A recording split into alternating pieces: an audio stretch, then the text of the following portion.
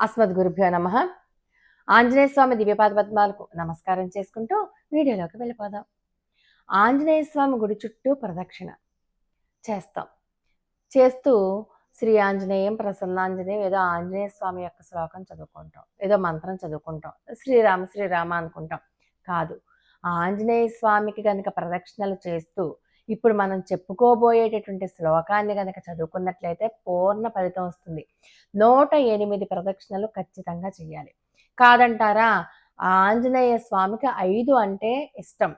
ఏవో 2 సంఖ్యలు 32 ప్రదక్షిణలు అంటే 3, 2 కలిపితే 5 కాబట్టి 50 అంటే మళ్ళీ 5, 0 వచ్చేస్తుంది కదా. అలా కాకుండా 59 ప్రదక్షిణలు అలా చేయండి.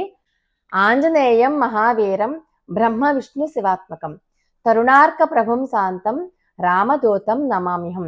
ఈ శ్లోకాన్ని ఆంజనేయ స్వామి గుడి చుట్టూ ప్రదక్షిణ చేస్తున్నంతసేపు కూడా మీరు చదువుకుంటూ ఉండాలి. ప్రదక్షిణ చేసేటప్పుడు స్పీడ్గా నడవకూడదు, చాలా నెమ్మదిగా నడవాలి. ఇంకొక విషయం ఏంటంటే, లెక్క పెట్టడానికి కాగితమో పేపరో అలా పెట్టుకుని చిల్లులు పెట్టుకుంటూ మాత్రం వెళ్ళకూడదు. పోక చెక్కలు ఉంటాయి కదా, 108 పోక చెక్కలు. మీరు ఎన్ని ప్రదక్షిణాలు చేయదలుచుకున్నారో అన్ని పోక చెక్కలు తీసుకోండి. ప్రదక్షిణ అయ్యి వచ్చాక ఒక పోక చెక్కని ఒక దాంట్లో మీ చేతిలో పెట్టుకోక్కర్లేదు, ఒక గిన్నెలో పెట్టుకొని ఒక్కొక్కటి తీసి కింద వేయడమో, లేదా కింద ఉన్నవి తీసుకొచ్చి గిన్నెలో వేయడమో అలా చేసుకుని 108 ప్రదక్షిణలు పూర్తి చేయండి.